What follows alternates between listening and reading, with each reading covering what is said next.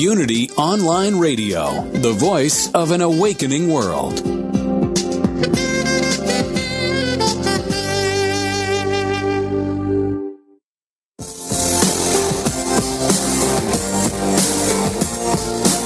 Live from Sacramento, California, it's Design Your Life with Kevin Ross and friends. Get ready to raise the roof in your life and break through to a life without limits with the coach's coach, Kevin Ross.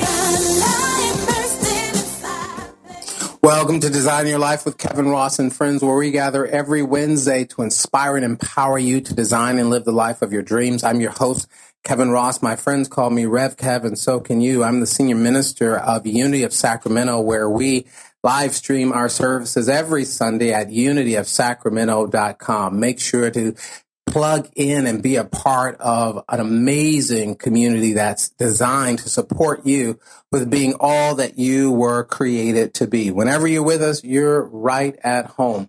I want to welcome all of our listeners from around the globe. We thank you so much for tuning in, and this is a great time to tell your friends to log in, tune in, and turn on and tweet and whatever else you do to spread the message that Rev Kev is on the air and has an amazing guest with him today. You can do that by checking us out live right now at unityonlineradio.org, and we're live in this moment.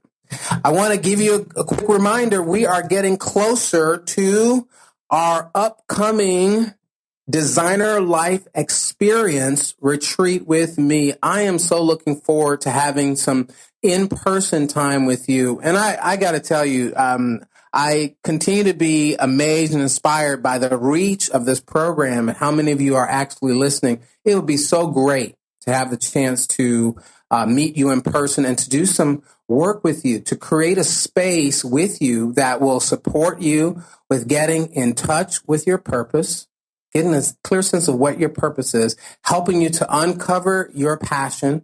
What is it that fires you up and gets you in motion? Supporting you with aligning your purpose and passion so that the way you are working in the world feels more like play rather than struggle and being drained by what it is you do. I want to show you how to be empowered in the work that you do. So we've carved out some space to do that. March 20th through the 23rd at the Awaken Whole Life Center on the amazing grounds of Unity Village. If you've never had a chance to experience the over 1,200 acres of magnificence at the Unity Village grounds, this is an opportunity to not only place yourself in an environment that will help you to absolutely flower, but also to be connected with like-minded individuals from across the country who are going to be your thought partners and your encouraging committee to help you take yourself over the top. The way of the experience, and we call it an experience because we intend to impact you in a variety of ways. We want to impact you from the level of your thinking, helping you to have space to think about your life. We want to impact you at the emotional level. We're going to bring to our experience retreat Karina Iglesias, who is one of our Designer Life success stories, who is a season 4 finalist on The Voice, the NBC hit show, The Voice. We're going to share with you her amazing story, but she's also going to create an amazing musical evening for us and take us through her journey through song, and that'll go right into your heart. You have opportunities to sit in the silence, interact, and on the beautiful labyrinth there, you have some small group dialogue, and you're going to get my one-on-one coaching experience. We've included your meal, so you don't have to think about what it is you're going to eat. We have both amazing cuisine as well as we're providing those of you who are juicers with raw drinks there. So you'll have that option as well. In addition to that, the beautiful grounds at Unity Village has 4-star accommodation, so you'll have that option. And just to put you over the top, to make sure that you don't have what we like to call retreat fatigue, you'll have the opportunity to take some time at the Awaken Whole Life Center, where they have a variety of wellness services. And among those wellness services is acupuncture, massage, and what are some of the amazing things they have going on there? Facials, and you name it. There are 7 floors in the beautiful tower there dedicated to your wellness services. Find out more information about the Designer Life Experience Retreat taking place March 20th through Sunday, March 23rd at awakenwholelifecenter.com/events. And just look for the Designer Life Retreat and register. They'll take all of your information and get you started. I'm really excited to see you. This is one you do not want to miss. Today on Design Your Life, we talk about practical advice for living the life of your dreams. How do you follow your path and not the one others say you should follow? How do you put spiritual principles into practice? Have you ever wondered what your life would be like if you had grown up in a house that valued the spiritual teachings of unity and New Thought or other traditions that are more open? Maybe you would have avoided the pain and suffering you've endured. Maybe you would have been living at this point the life of your dreams. Did you know 1 in 7 adults are in long-term relationships with someone they do not classify as the love of their life?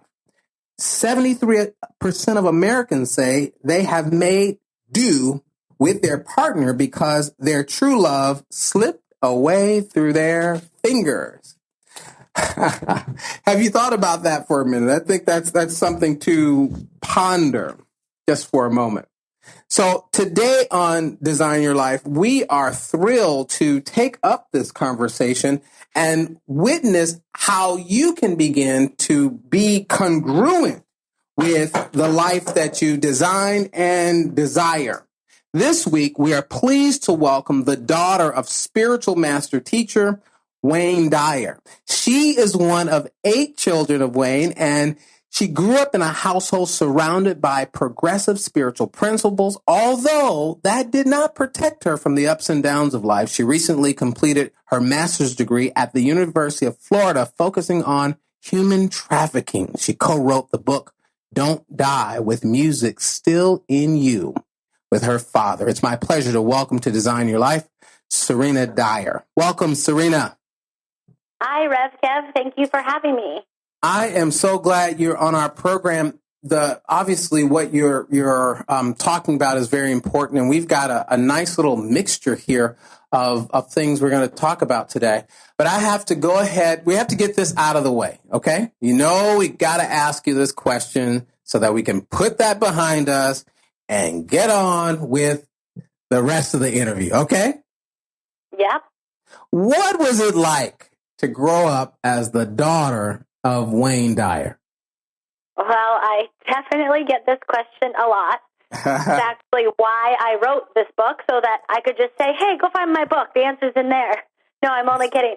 The truth is that growing up with my dad as my dad was a unique and beautiful and safe, very safe experience for me and for my brothers and sisters and I. And I use the word safe because both of my parents really enforced the idea throughout my childhood that we were perfect creations of God. And when you hear that, you know, you actually feel like you are allowed to be who you came here to be, and everything about you is okay. And it's okay to like what you like and to not like what you don't like. And who you are is a perfect little creation, and you don't have to make apologies for personality quirks or the way you look or the way your body is shaped. So I think that growing up in a household with very spiritually progressive parents, I always felt safe. And I should say they were very, weird at times. My parents had good friends that have now become my good friends that are monks. We learned meditation I learned it when I was 5. My brothers and sisters were different ages. We had all kinds of funny experiences like that. We went to Michael Jackson's home for a week when we were kids, which was really exciting to spend the week at Neverland Ranch. So definitely some funny, weird, quirky things, but So the overall theme was one of just pure love and unconditional acceptance. So how did that play out for you when you went to school? I mean, I know I grew up in these teachings as well, and I had the pleasure of getting to be exposed early to these principles as a kid as well. And I remember on my first day of first grade, I always tell this story. They asked me, well, tell me a little bit about yourself. They asked each student to stand up and say their name and a little bit about themselves. And so I stood up and said, my name is Kevin Ross, and I'm a unique, unrepeatable miracle of God. That's great. That's beautiful. Yeah. So I imagine we share that in common. So what was it like for you, going to school and interacting with your peers, having this unique perspective? Well, I went to a Lutheran school when I was a kid, actually from preschool through grade 8, because it was a great school in the neighborhood and it was a really safe environment. But a lot of what I was learning in school was in conflict with what I was hearing at home. For example, in the home, I heard God is love, and everything that is love is God. At school, I was hearing God is fear, and you must fear God. You must respect God. You must ask for God's permission, things like that. So I often felt like I was in a conflicted state, especially when I was younger. I mean, 4, 5, 6, 7, 8 years old. I was very worried about this, and I would even sometimes be worried about my parents, thinking, well, they're really sinning if they say that it's okay to think that Buddha is good too. And I used to pray for them because I was worried about their getting into heaven or not. And it got to a point where actually I would be so upset over what I was hearing in school that if you didn't accept Jesus as your Savior, you weren't going to get into heaven, that I would come home and cry to my parents and say, but what about the people that live in the place that have never heard of Jesus? Surely it can't be their fault that they haven't heard of him, so they're not going to get into heaven? And my parents would say, of course they're going to get into heaven. And my teacher would say, no, they're not. So we actually had to have a conference with my religion teachers and my parents because I was always worried about this. And basically what I was told at the end of this process of discovering what God meant for me was that I should just trust what I felt God was in for me. What was God for me? What did I feel was right? And I really felt that God was love, and I felt that was right. I felt that was the right message, and that is what God felt like to me, not the scary stories I was hearing at school. Wow, that had to be pretty challenging dinner conversation from time to time when you come home crying, saying, Mom and Dad, I think you might be going to hell. I'm a little concerned about that. Given who they are in the world, this must have really taken you on a trip. But apparently you found a way to kind of establish your own philosophy. How did you reconcile that for yourself? I think that I just had to ask myself what I felt my memory of God was. And I say memory of God because I felt as a child that I had one. I really did. I used to think that I had this craving for something that I couldn't really put into words. And we weren't allowed to have soda very often, like from time to time we were. So sometimes I would think, is it soda that I'm craving? Because I wasn't really allowed to have it very often. And then I would think, no, it's not a Sprite. I'm not craving Sprite right now. I'm craving something deep that I couldn't explain. And I truly believe it was this feeling of pure divine love and peace. And so when I asked myself what that feeling was, to me, that was God. I was craving that feeling that I had when I had been with God before I was born or wherever I had been. And that's how I reconciled it. I had a knowing. Even as a child, I had a knowing that God was pure, that God was love, that God was good. And I just went with that. It was like an easy process once I was told to go within and trust what I felt was right for me. And that's what I did. So let's take this a little further. So how was it with you and your friends and playmates? Did you feel you need to suppress the side of you, or did you use this knowingness that you had to influence your friends? What was it like growing up being you? Well, that's a good question. I think that I did suppress it. Now that you ask that, I haven't really thought about that aspect of my childhood very often, but I definitely think I suppressed it because we didn't talk about those kinds of things, as I'm sure most 7-year-old, 10-year-old children don't. We weren't contemplating the mysteries of the universe. But at the same time, I felt that there was more that I wanted to know about, more that I wanted to learn, more that I wanted to talk about. And we didn't, I didn't have peers that necessarily did want to talk about those higher consciousness types of topics or questions. So yes, I definitely did suppress it at times. And I can remember a time in 6th grade when we were having a debate. We were in an English class, and there was two sides of the argument, and the argument was immigration. And it was the idea of, should people that came here illegally and had children, should the children be allowed to stay? Or should they be deported? And I remember at my Christian school, I think everyone, except maybe me and 2 other people, everyone thought that they should be deported. And I remember this because I cried in front of my class. I actually broke down into tears in 6th grade, where you're already kind of awkward and a little nervous about things and going through puberty or whatnot. And I was so distraught by the lack of compassion and the lack of, for me, what was I expected in a Christian school, which would have been Christ-like behavior, that I broke down into tears and hysterically cried. And I remember everybody kind of laughed at me, not in a mean way, but more in a that's a Serena thing, because I was so upset over the lack of compassion. So, yeah, I think I did sort of suppress it. And then, there was the odd time when I couldn't hide it anymore and I got emotional over it. That's powerful. I'm Kevin Ross. We're talking today with the author of Don't Die With Your Music Still In You, Serena Dyer. When we come back, she will share with us how one simple practice can create the life you love and really, really desire. Stay tuned. You're listening to Design Your Life. I'm your host, Kevin Ross. We will be right back.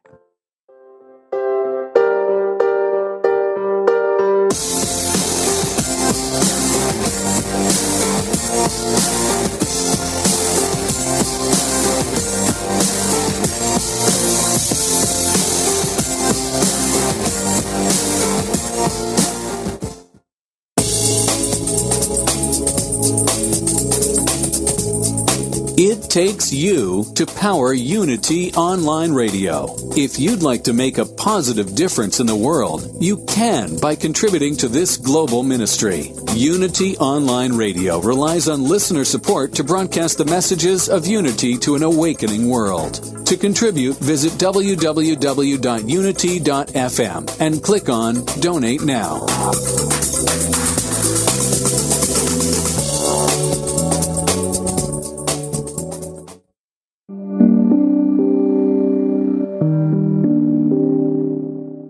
Have you asked your soul what it wants? Or are you so busy meeting the needs of everyone else?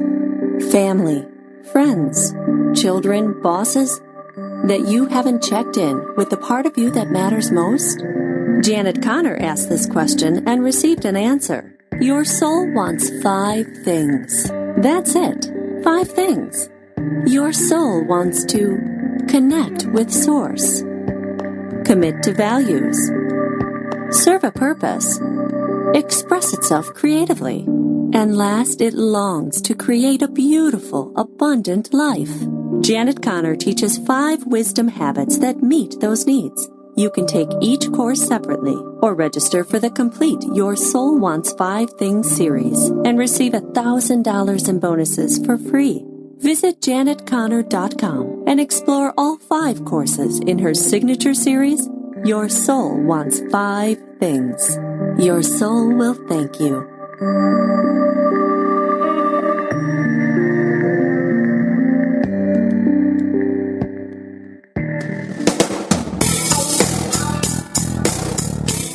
Are you ready for deeper spiritual breakthroughs? Have you wondered how to apply spiritual principles to your everyday life in practical ways? Do you feel your soul is calling you to deeper purposes?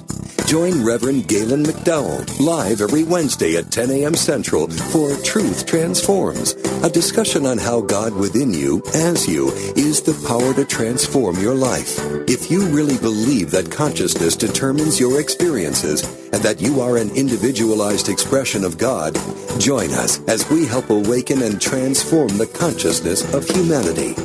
We will discuss, through lecture, live interviews, and call-in questions, spiritual healing, prayer, prosperity, forgiveness, new thought views about eternal life, and much more. The world is waiting for your truth transformation, only on Unity Online Radio.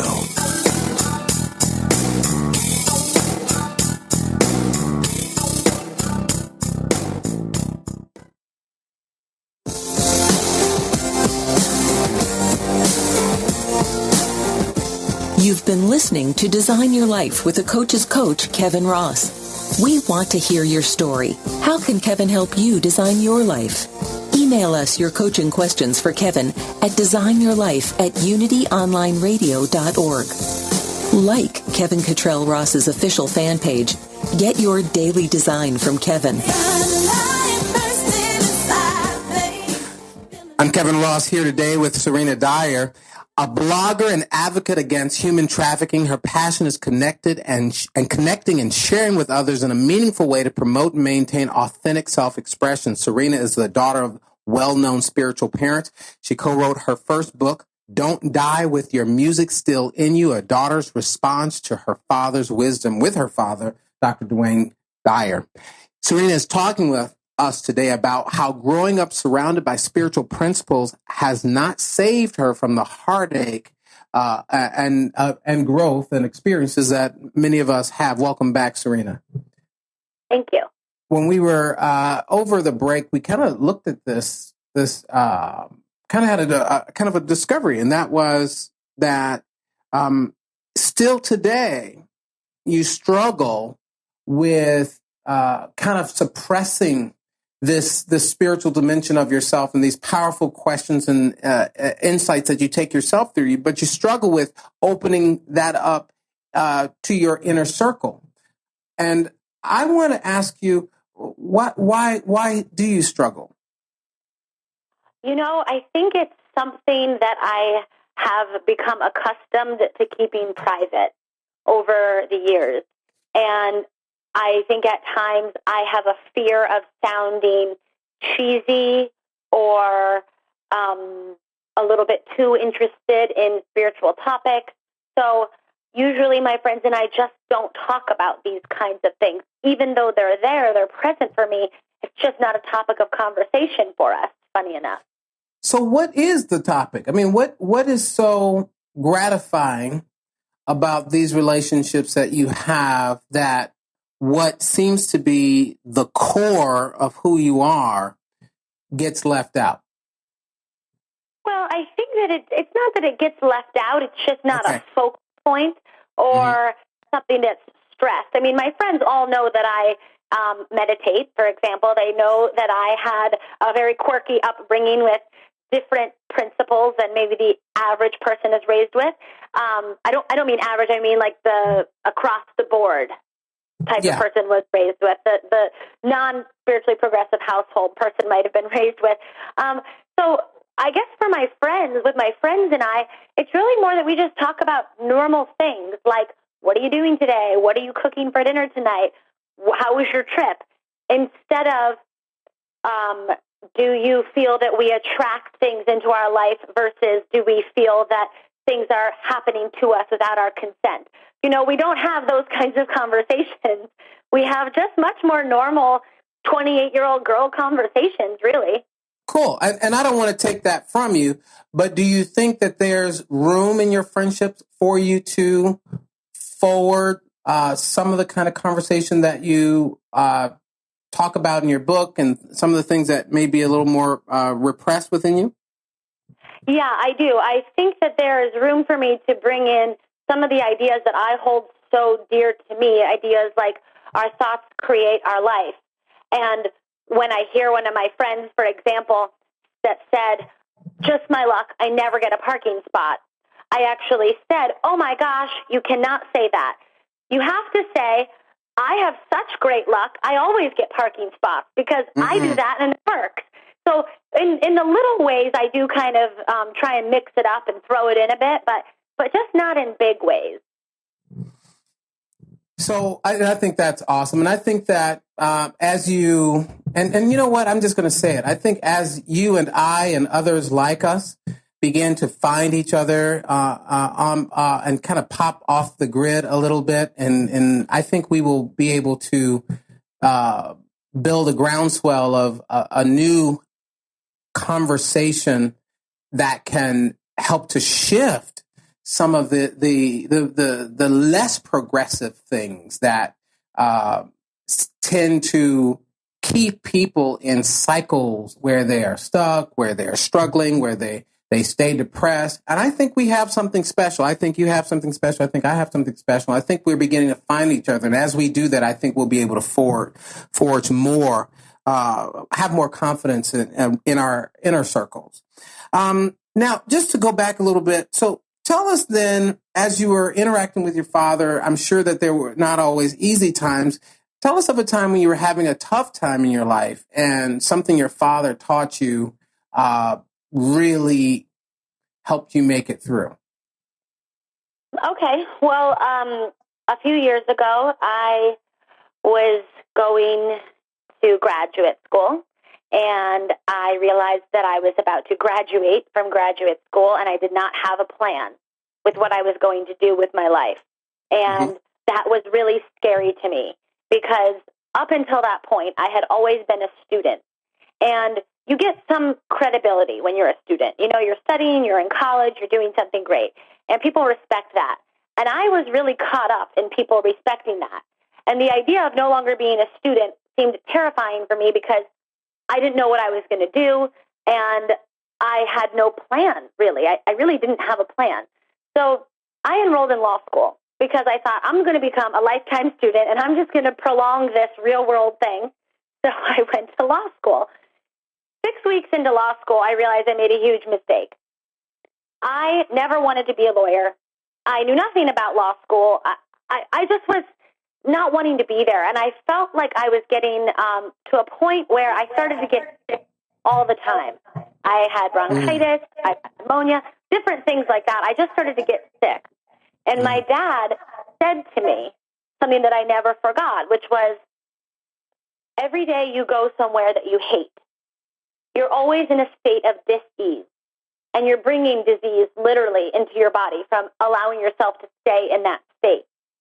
And he said, why are you there? You don't have to be there. You can stop. And I thought to myself, you know, that's easy for you to say, but I told everybody I was going to law school, and if I leave, what will people think of me? And then that's when I realized I was so caught up in what other people would think of me. And my whole value in myself was really wrapped up in my ego and my reputation and what I thought was getting me respect, which was law school, that the idea of leaving for me made me feel like if I was no longer doing anything, then I was no longer anything. And I was no longer worth anything. So staying in a place that I hated, where I was literally getting sick, was better than looking bad and being worth nothing. Wow. And I thought about, wow, what am I saying? I was raised better than this. I know better than this. Why am I allowing what other people will think of me to be the driving force in my life? And it was that conversation that really shifted me away from law school, because I left that day, and onto a path where, to be honest, at first it was actually worse when I left, because I was really depressed. Because now that I had left, I had felt like a failure, and I had felt like I had failed at something that I said I was going to do, and I was a quitter and a loser, and I was having these awful thoughts about myself, and I really had no self-worth, because, like I said, I always felt like I was what I was doing. And when I was no longer doing anything, I felt like I no longer was anything. So that whole journey began a whole different life experience that I had never had. I had never had feelings of depression. I had never had feelings of illness and not wanting to wake up in the morning. it was a life-changing experience for me. And I'm actually grateful for it, to be honest with you, because I learned how to pull myself out of it. And that process, I think, has changed the path that I'm on for the rest of my life. I just love that. Let me just say I'm loving you right now. I'm loving who you're being in this moment. I'm loving who you're being for my listeners. Because let's just the other side of this conversation for my listeners, and I know them well. Kevin has Serena on today. She's got a silver spoon in her mouth. She grew up perfectly. She didn't have any struggles. What in God's name can she say to us that's going to relate to we who didn't have the same set of experiences? But what I love about what you're uncovering here is it doesn't matter whether you were raised by the Dalai Lama. You still are on your own spiritual journey, and you must do your work for yourself. Is that what you've discovered? Yes, that's exactly what I've discovered. And to take it a step further, I think that people often say to me, well, you grew up with these great parents, so you were given this set of tools, but I wasn't. I didn't have great parents, and I didn't have those tools, and I still don't have them. And my response to that is always, growing up with great parents can give you great tools. But growing up with bad parents gives you a different set of tools that are also just as good. The problem with growing up with spiritually progressive parents like mine is that when you get a cold, they say you've attracted it or you've aligned with it. It makes you responsible for every aspect of where you are in your life. So was that hard? Of course that's hard. Of course that's hard. Because when you're a kid or a young woman and you're in a bad relation, not a kid, forget that. When you're a young woman and you're in a relationship that you don't like, your parents aren't saying, well, you picked a jerk. They're saying you aligned with a jerk. What are you doing aligning with that energy? It's a totally different experience because you are being made responsible for everything that happens in your life because you hear, as I heard, life is not happening to you. It is responding to you. If you have parents that don't teach you those things, the result is the experience is very different because your experience is, I have the flu. Well, it's flu season, honey, and flus are going around, and that's just what happens. Yeah. The responsibility, the onus is not on you. And that's in some ways an easier way to live life, to experience life. So there's a good and bad and a give and a take in every situation. And I agree with what you said. It's not really about your parents at the end of the day anyway. It's about you and your relationship with yourself and what you do with the good and the bad that you've been given in this lifetime. All right, so then we're all ears right now. We want to know then how can we today, given what we where we are with our lives today, how can we take on at least one practice, one tool from you that can help us to create the life that we love and the love of our lives, that which we really, really desire? How can we do that? What is one practice that you've discovered that you use that we can use also to get us on track? One tool. Okay. When I was in the height of my depression, I didn't want to get out of bed in the morning. I wanted to stay in bed all day.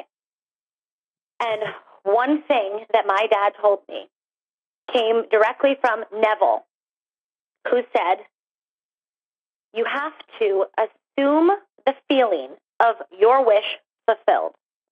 You actually have to feel it in your body, meaning whatever it is that you wish or desire. So for me, it was a feeling of inner peace. That's what I was wanting. That's what I was looking for.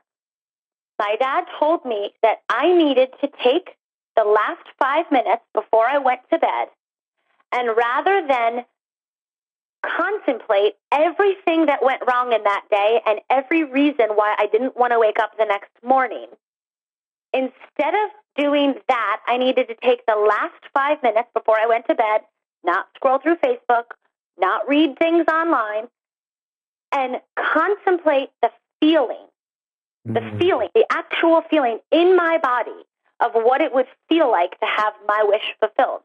So what I would do is I would think about a time in my life when I felt peaceful, when I felt like what I was doing was right. I felt like I was living my purpose. I felt like I was on track. I felt good about how I looked. I felt good about my relationships. And I thought about that moment, just that one time. For me, I remember exactly what it was, but I won't bore you with the details. So I would think about that one time. And rather than just think about it and think, well, it's over, it's not going to happen again, that was then, this is now, I would feel it. I mean, I would really feel it in my body. I don't know how else to explain it other than I would feel the peace. I would feel my chest relax. I would feel my breathing calm down. And I would go to sleep with that feeling so that over the next 8 hours, my subconscious mind would marinate in the feeling of peace. And I would wake up and I would start my day with thank you. Thank you, God, for this day and for what's going to come. That was my practice. That was how I got myself out of a depression, because by assuming the feeling of my wish fulfilled, I aligned myself with it. Each day it became easier and easier, and my experiences in the day gave me more feelings of inner peace that strengthened my conviction at night before I went to bed. It became like a meditation, basically, and it changed everything in my life. Love it, love it, loving you even more, Serena. You've just mentioned one of my favorite authors and thought leaders, Neville Goddard. And to put it in a capsule for my listeners, feeling gets the blessing. To be able to embody the feeling tone, the feeling vibration, this is something that we all have control over. This is something that we can arrest within our own being. And wow, so beautifully said. What if each one of us took this practice on today, that we're going to assume the feeling tone of our wish fulfilled, and put to bed this intellectual mind that wants to argue its opposite because you can't experience it with the sensorium. You can't experience it with the five senses. There's something very powerful that Serena said. Why don't you just sleep on it? Isn't that awesome? Let's just sleep on that feeling tone and allow the subconscious to bake it in your spiritual oven so that you can rise up thanking God. Oh, Serena, what a gift you are to us today. We're going to stop for a moment. We're talking with my special guest today, Serena Dyer. She is the author of the renowned spiritual teacher, Wayne Dyer, and I think he is the father of the renowned spiritual voice, Serena Dyer. We'll come back and talk with her more right after this break. Stay tuned.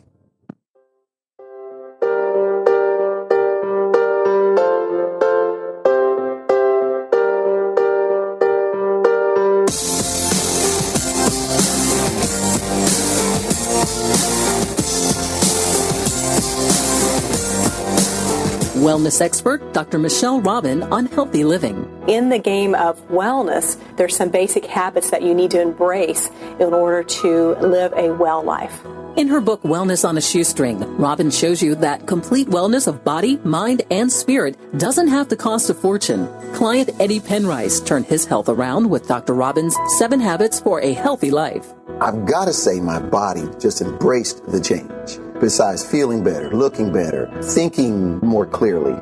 Many of Robin's 7 Habits for a Healthy Life are simple and free. She offers tips and shares real stories from clients like Eddie, who've incorporated the habits into their lives and seen the results. You can make this change by being convicted that you will do it, that you don't need anyone else's assistance or help to do it. Make this the year you get healthy. Discover a low-cost, attainable path to feeling better than ever. Order Wellness on a Shoestring today at www.shopunity.org. Does the idea of being a vegetarian or a vegan intrigue you? Is it something you've pondered? Listen each week as Victoria Moran, author of Main Street Vegan, shows you how to make the shift to a sustainable lifestyle for both you and the planet. Each week you'll learn about the latest on the vegan life It's not just for celebrities and moguls, but for people just like you who want to look and feel amazing, eat extraordinary food, help animals, and create a physical body perfectly attuned to spiritual growth.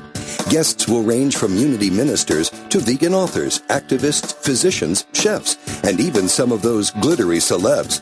There'll be recipes, ideas, tips for going vegan at your own pace, and ways to make a difference for animals and the planet at every meal.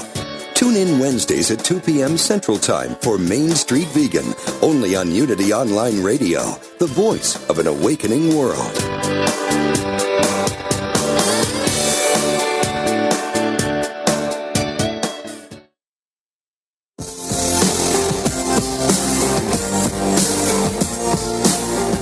We now return to Design Your Life with the coach's coach, Kevin Ross.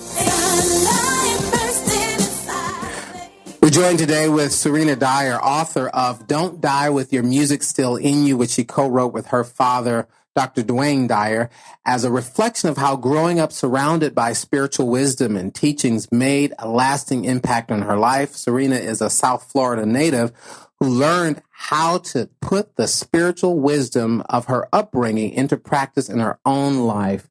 Serena, welcome back to the show. Thank you.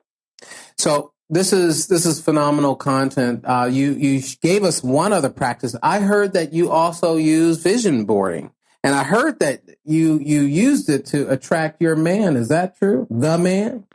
I do have the man. We are getting married in 4.5 months. So I must have done something right to attract him, because he's a real blessing for me. I did use a vision board, actually.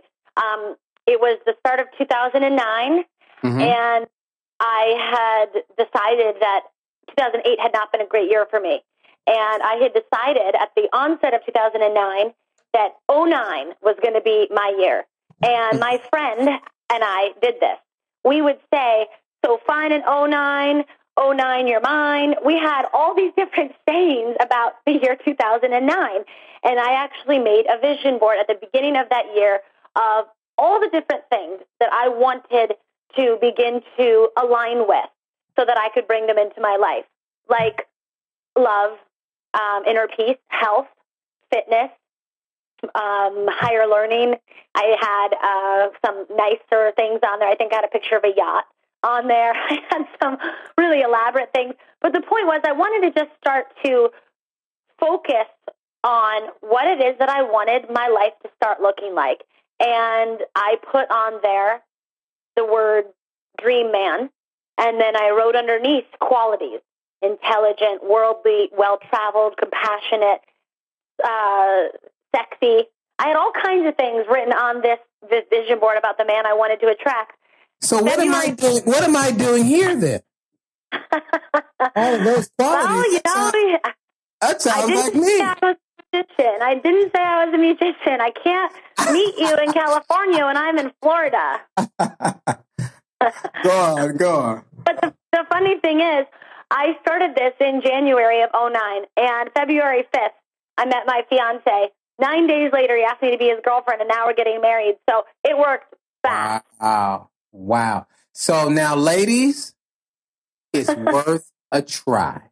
It's worth. Well, and what I love about what you did, Serena, which I have a story very similar. I was in a mastermind group, and I tell this story about Angie, and she put all of these things that she wanted to manifest in a man. She wanted him tall, dark, and handsome, former a current NBA ball player or ex or something to the effect. And one day we're in a mastermind meeting, and he pops up randomly looking for direction, and we knew he was for her. And everybody was like, oh.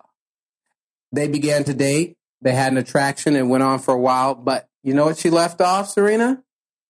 What? The qualities. Right. Turned out to be a smoker, and he turned out to be a cheater, and he turned out to be all the other stuff that she really didn't want in her life. So it is important to really focus on those qualities. Well, I agree. I didn't actually put anything relating to career or money or anything like that on there relating to the man I wanted. I felt like if I'm really actually looking for love, than who he is much more important than what he has or what he does. And I think that oftentimes women that I know that are my friends that are single, they want the guy with all of the money, or they want the guy with the great, cool career or something like that. And I think those things are great. But I think if that's your focus, you're actually not even aligning with real love. You're not aligning with somebody that's your perfect match. You're aligning with superficiality. Not that those men are superficial because they have money or they have a great career, but that the energy is superficial. And I just don't know if the relationship could last if you yourself aren't coming from a place of love and of good qualities. You know what I mean? Absolutely. Absolutely. Wow. So the desire is superficial. The desire itself for the surface-oriented things aren't what really gives a good basis energetically for you to have what you want to have in a relationship. And so I'm going to be the skeptic for a minute.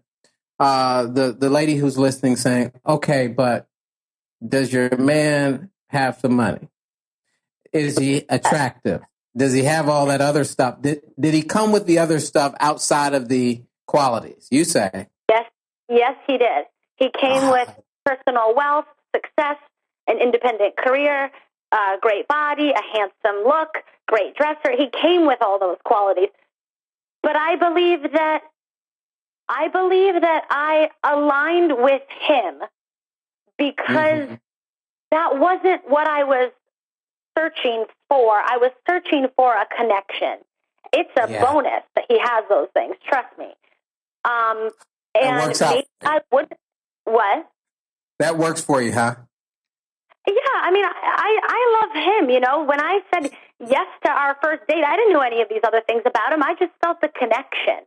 And so the connection. Did you guys meet on Match.com, or was it like a blind date sort of thing? Or we actually met at a dinner party in Miami. A whole group of people came together for this dinner, and I sat right across from him, and I looked to my friend. The second I saw him, God is my witness, I looked to my friend I was with, and I said, I'm marrying him. Because the connection was that strong. But that's what I was looking for. I was looking for the connection. I was looking for the real thing. I wasn't looking for just the cool career, the football player, or a lot of money. I really wanted the real thing. I don't think there's anything wrong with wanting the football player. And I think a lot of women's real thing is the football player. Look at how many football players are married. But for me, it was football player or not. That wasn't the focus. The focus was the real thing.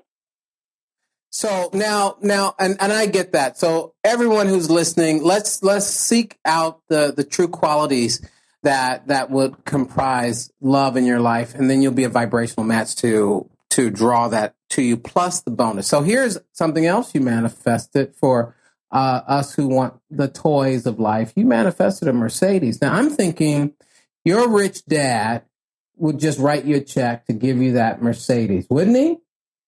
Well, I actually didn't have a Mercedes. That was my fiance's car. I never manifested a Mercedes. I manifested, so here's the funniest thing about my vision board.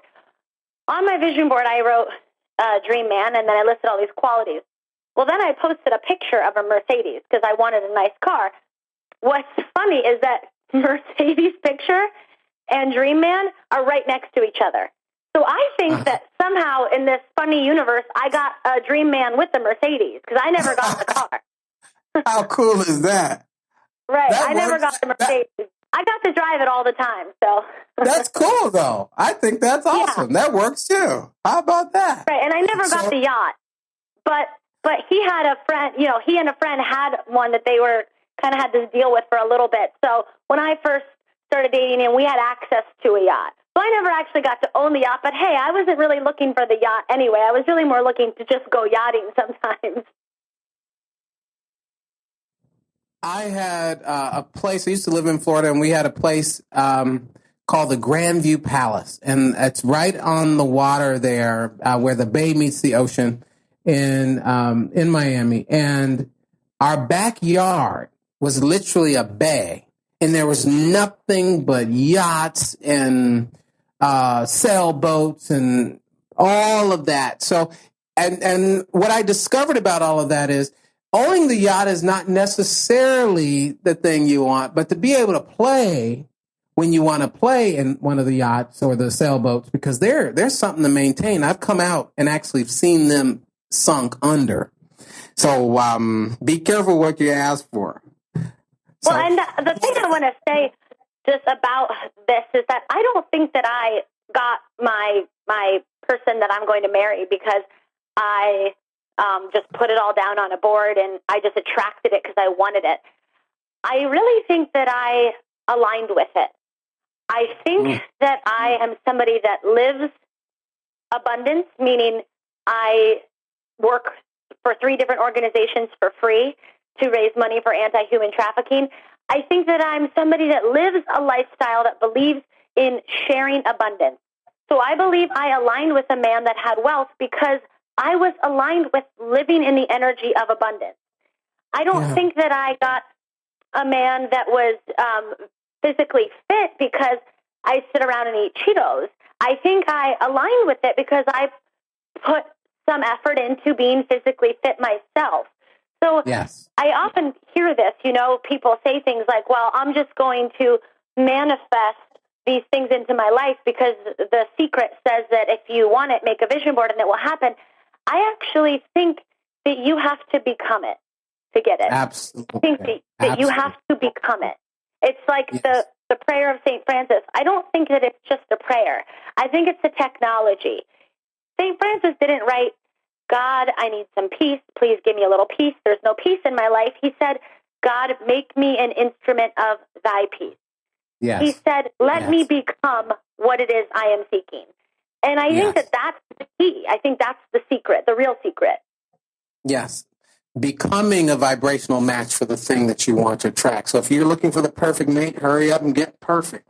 You are taking on a very important cause. I don't want to leave the show without just touching on this issue of human trafficking. We just actually yesterday at Sunday at Uni of Sacramento, we had an individual and an organization who represents this important cause. Give us a few things that we can, or just a couple thoughts that our community of listeners can be mindful of about this subject, and what can they do as we wrap up our program. Okay, well, I can tell you that I came across it because I was studying in a master's program, and I was reading the United Nations fact book for some things to back up a paper I was writing, basically. And I came across a statistic that said there are more people enslaved today than there were at the height of the Atlantic slave trade. And I read that again and again and again because I couldn't wrap my mind around this idea that, I'm an educated young woman. I was going to college. How could I not know about this? How could there be more slaves today than there were when this was the business of the world at the time? And then I did a little research, and I came to find out that it's still slavery. It just has a different name, and that name is human trafficking. So one of the things that I started to do was to look into local organizations that I could volunteer with. So I'm a member of an organization in Miami called Christie House that provides free services, medical services, therapeutic services, psychiatric services to survivors of sexual abuse and human trafficking. There are organizations like this in cities and smaller cities, even all across our country. So there are ways one of the ways to get involved is to just look up what's in your area. Yeah. Another way is to talk about it, which for some people, they don't want to talk about things that are upsetting. I don't think you have to talk about it in an upsetting way. I think you can talk about it in a way where maybe you're sharing stories of survivors or women that have overcome it and are now doing work to help others, because the more people know about it, the more likely we are to get stricter laws passed that punish the buyer and the seller of this human being and not the victim themselves, which is sadly the case in most states in this country still. So I think that getting yourself informed on the subject, and I think that looking for a local organization to get involved with, to donate to, or to volunteer for is a great way to start. Serena, you're doing a magnificent job. Please visit Serena's website at serena.com. dyer.com to get more information about her amazing book, Don't Die with Your Music Still in You. And by the way, you are definitely you're singing your note. You are definitely on track for that. I look forward to really having you on our program again and meeting you in person. Thanks so much for being with us today. Thank you, Rev Kev. I look forward to meeting you too. Until next week, friends, go forth and sing your song. God bless. See you next week.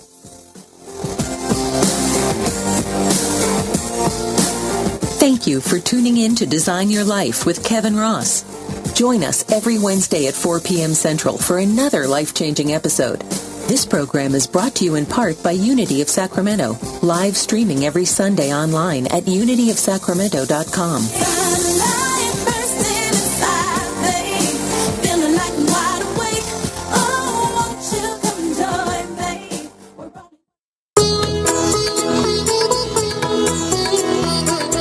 The benefits of spiritually conscious living start now. For a time-tested method to live with purpose and release your infinite potential, tune in to the Yoga Hour, Living the Eternal Way, with Yogacharya Ellen Grace O'Brien, every Thursday morning at 10 a.m. Central, 8 a.m. Pacific, only on Unity Online Radio, the voice of an awakening world.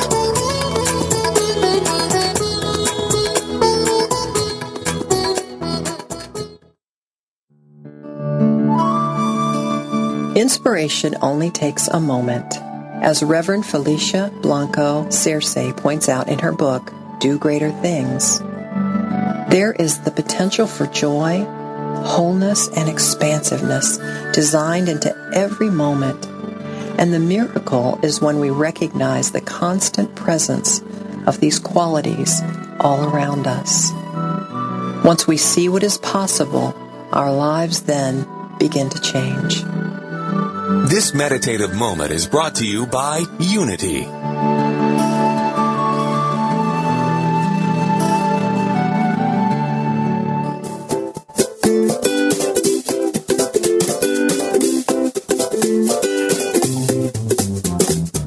Do you take spirituality into your own hands? Bucking corporate religion in favor of finding your own path? Do you cross the boundary between religion and science?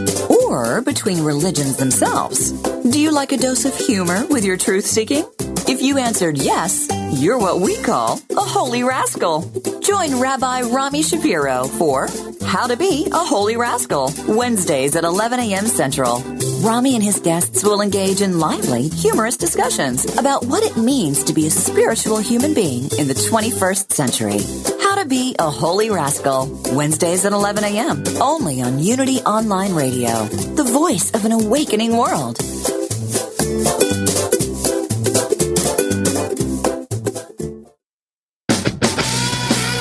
From mayhem to miracle, from disaster to divine, Rants to Revelations Radio finds the opportunities for spiritual growth in everyday moments.